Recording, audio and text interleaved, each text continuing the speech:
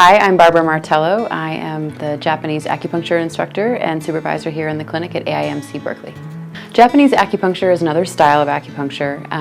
It differs from Chinese acupuncture more in the way that a patient receives it. It's very palpation oriented. Japanese acupuncture evolved out of massage traditions, and most Japanese acupuncturists were blind.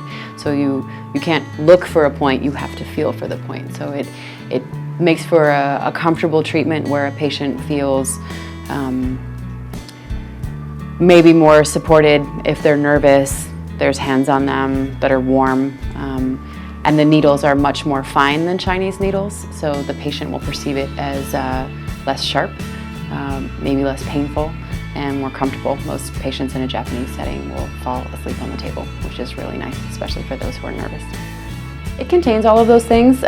Japanese meridian therapy is a modern expression of acupuncture that comes exclusively out of classical texts.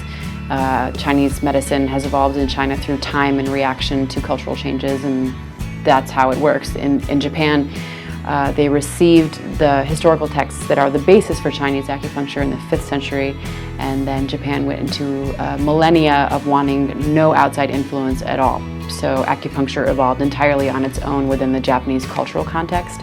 So we see heavy reliance on classical texts in a way that is less common now in Chinese. So point selection is different, the reason you pick the point is different, how you view organ pathology is more of a classical reference than more of a modern evolution of TCM.